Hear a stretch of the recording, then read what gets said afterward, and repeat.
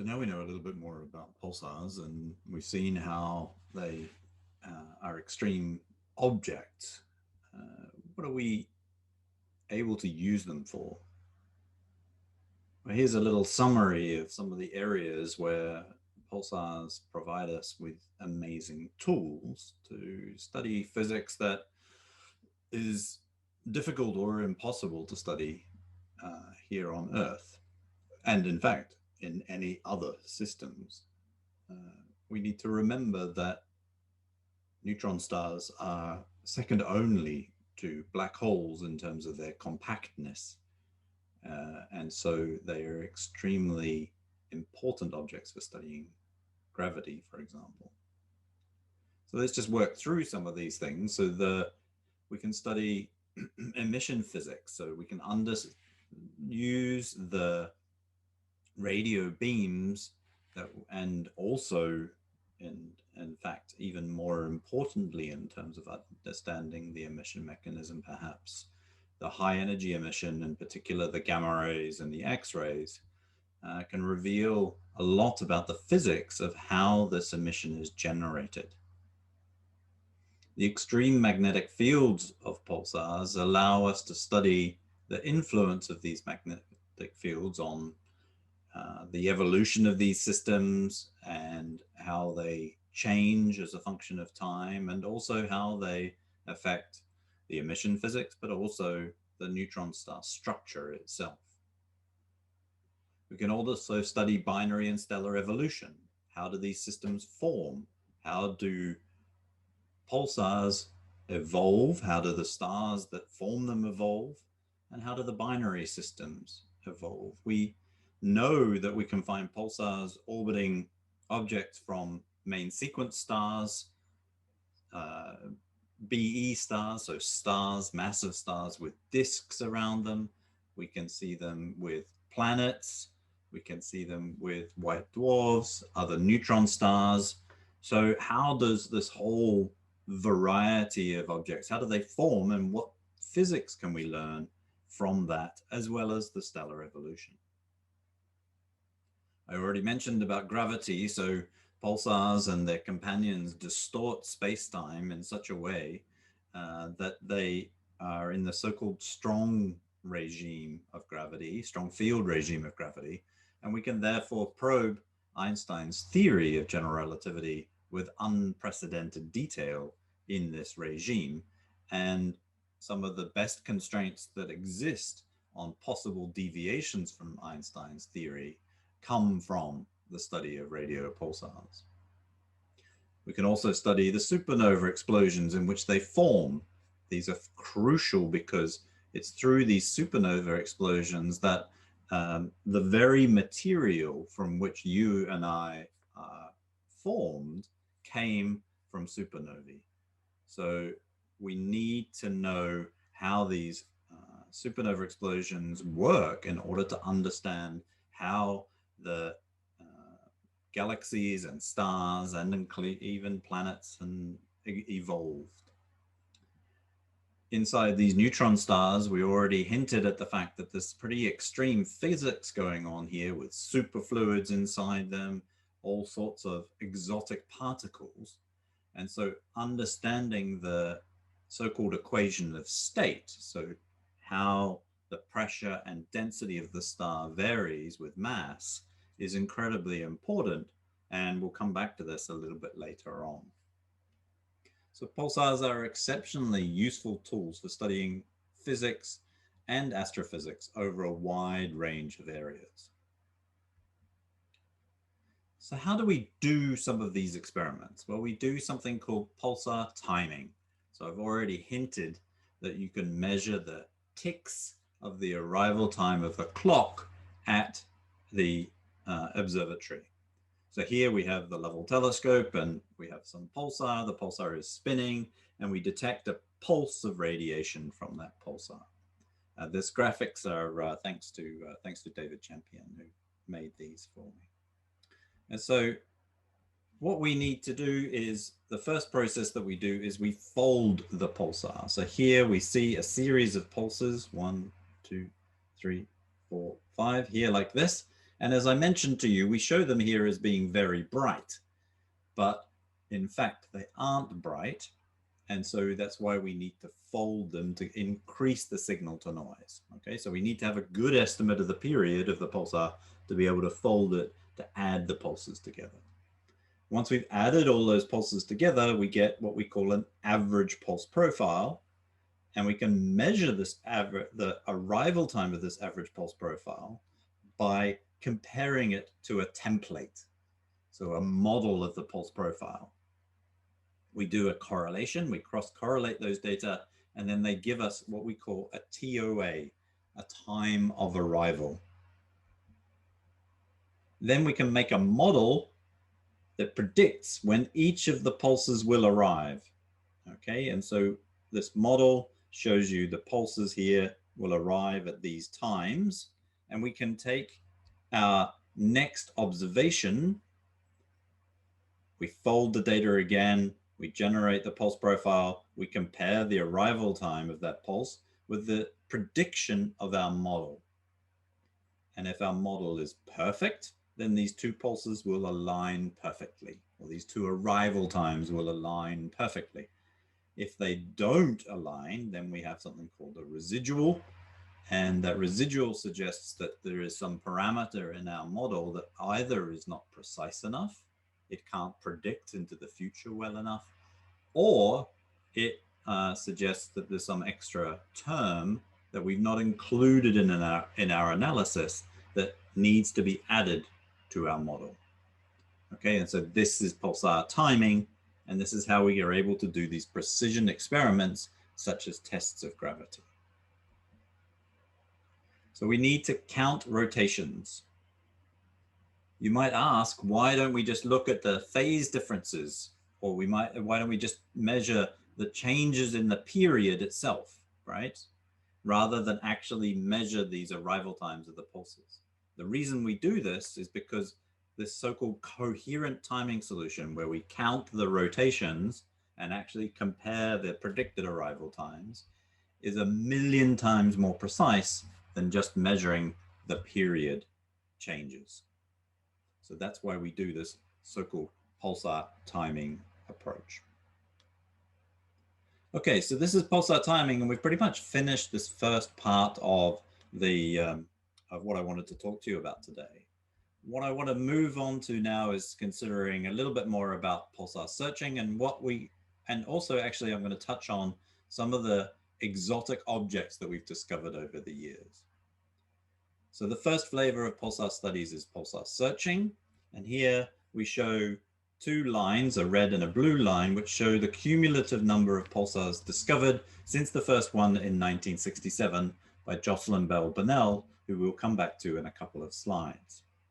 You can see that there's been this increase in the number of pulsars discovered over time, and some actual significant step changes in here associated with very specific surveys for pulsars, a couple of them being with the Parkes telescope, one in the 1990s, and then one a bit later on.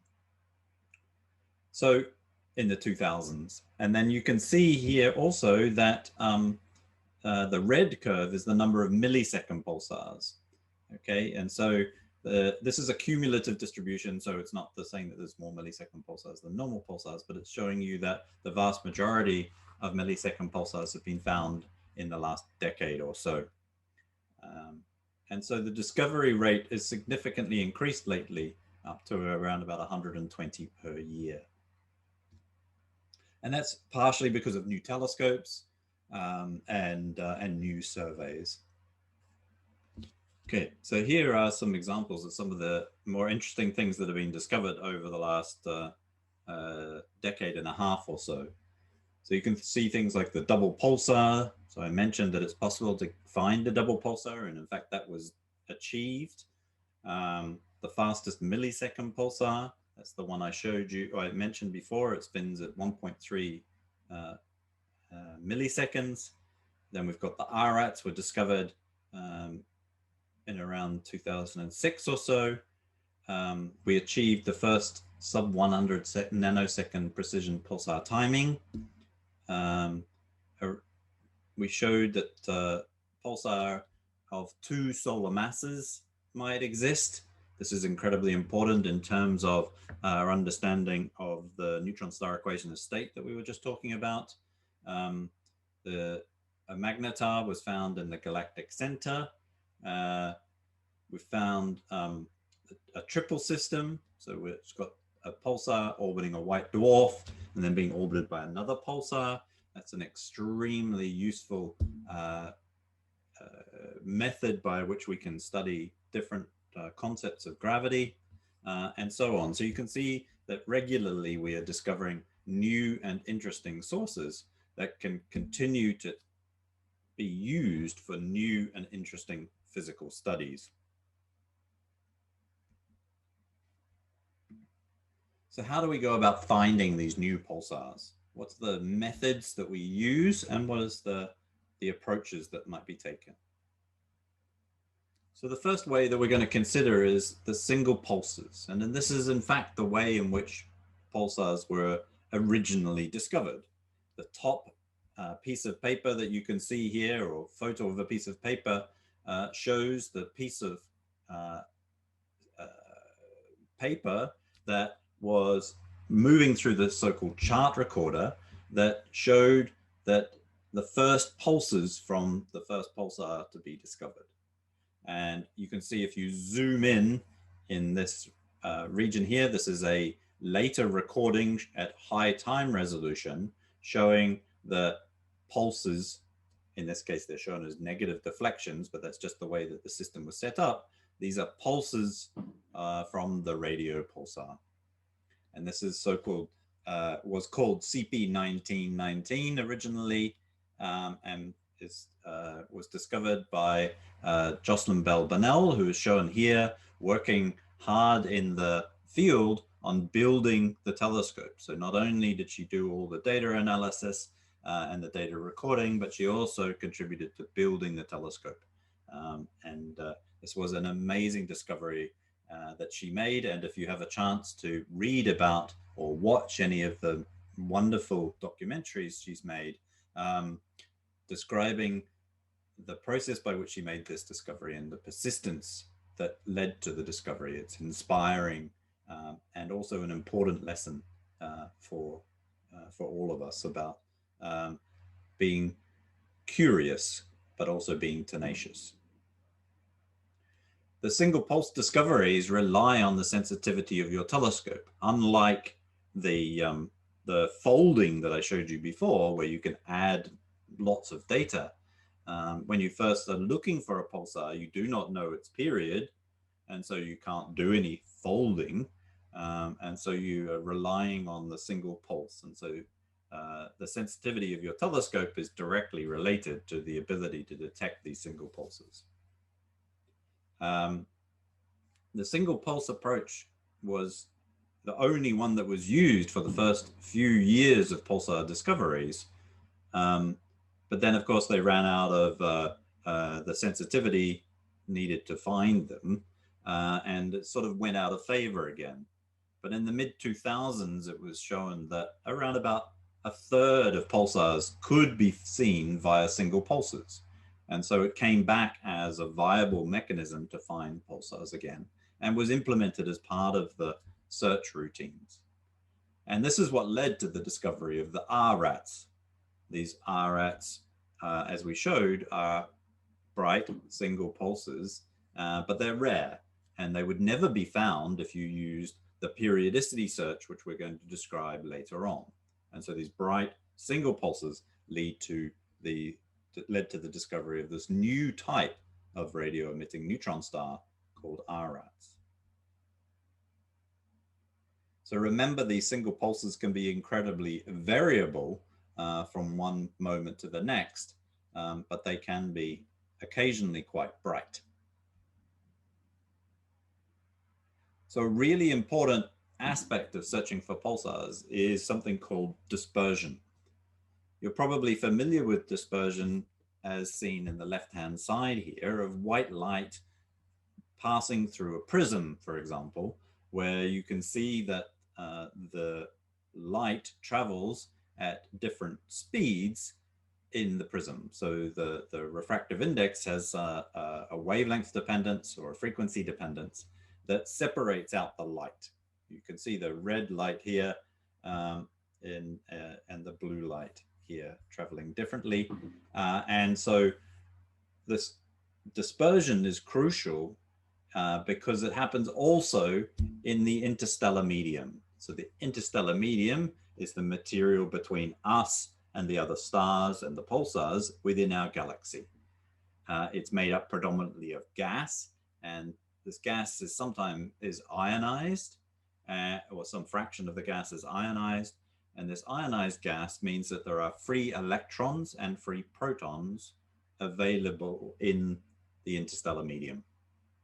And radio waves, as you, I'm sure, are familiar, interact with these electrons, and they also interact with the protons, but the protons are much heavier, and so they have less of an effect on the radio waves.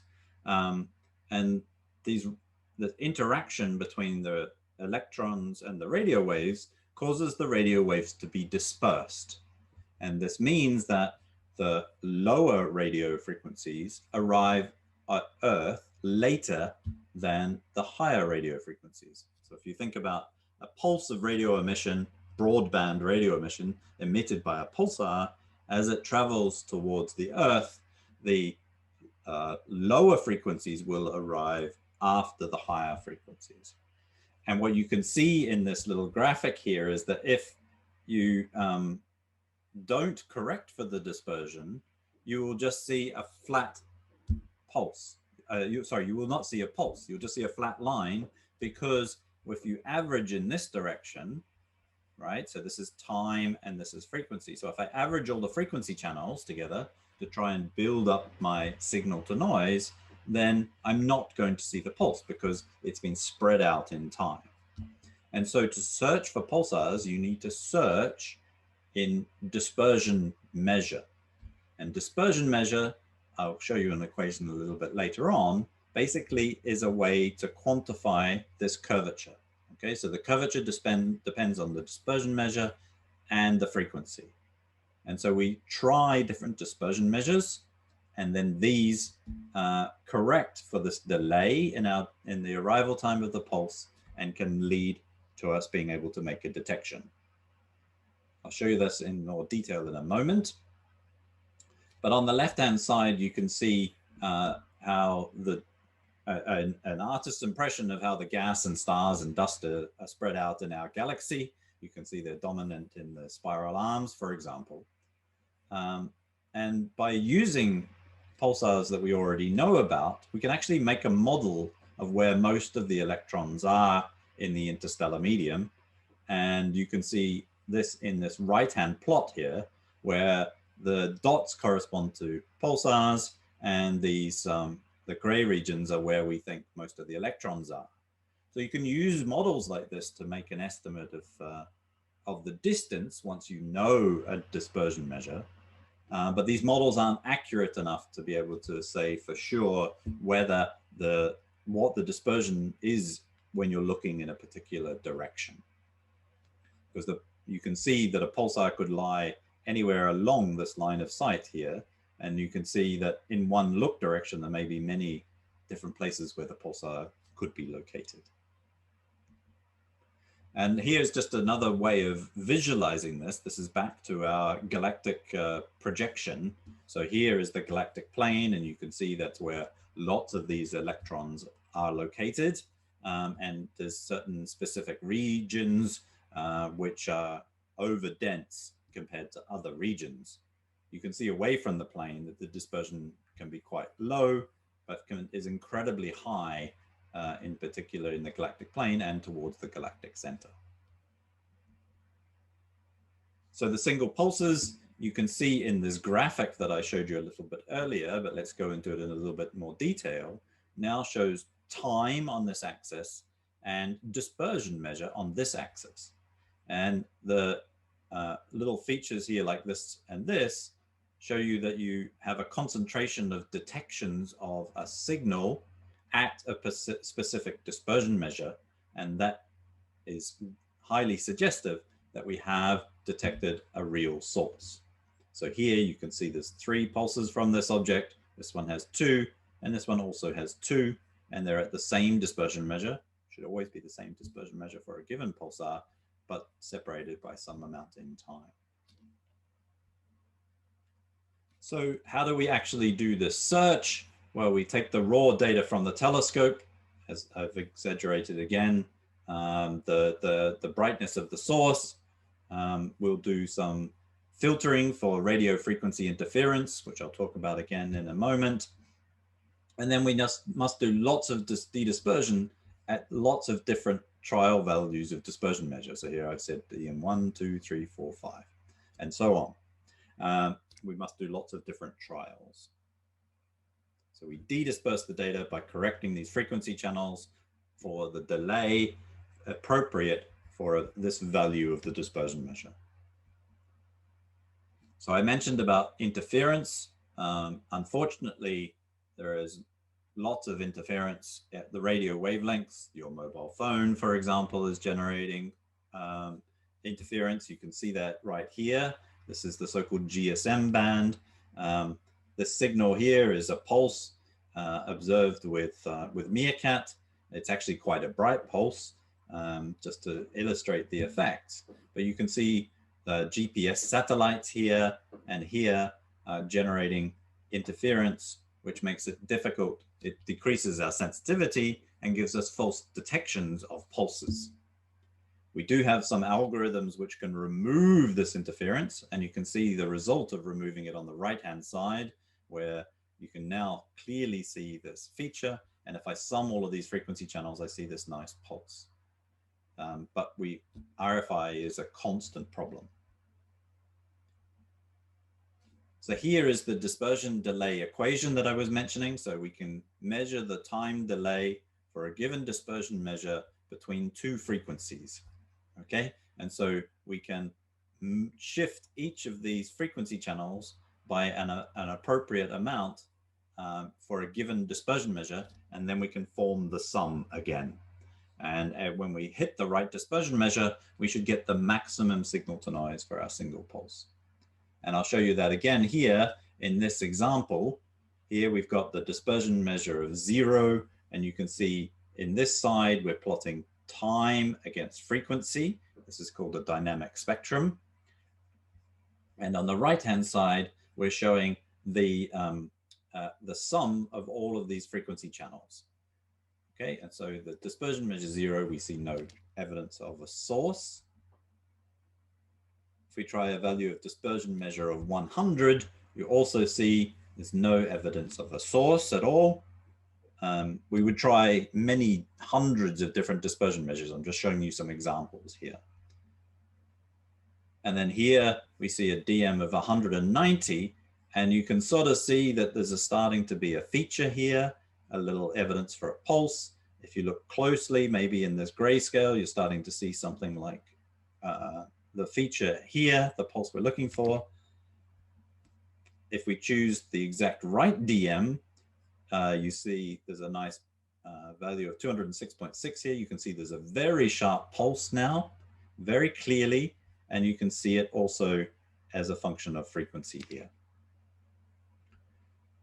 So when at each of these dispersion trials, what we will do is we will measure the statistics of the noise. So we'll measure the mean and the RMS, the standard deviation, and maybe some other statistics. And then we'll use that to define a threshold. And we'll put that threshold here on this graph, and we'll say that anything that is above that threshold, we'll call a candidate signal, and it could be a pulse.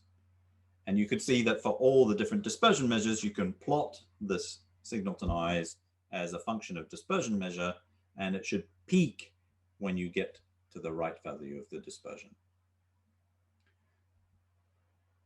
So this results in these candidate plots. So here you can see on the bottom right is the average profile. Here is the signal before correcting for the dispersion measure. So you can just see these little black dots here that are trailing along this white line, which is the prediction of the time at which these pulse should arrive for this dispersion measure here of 63. And then in the bottom panel, we zoomed in after correcting for the dispersion delay. And you can see very clearly here a feature across the frequency range. And as I mentioned, if you sum it together, you get this nice pulse with a signal to noise ratio of 14. So that's the height divided by the standard deviation here. Okay, so that was single pulse searching. I think that's another place where we can pause for questions and or a break. And we'll come back and we'll talk about other search methods in the next session.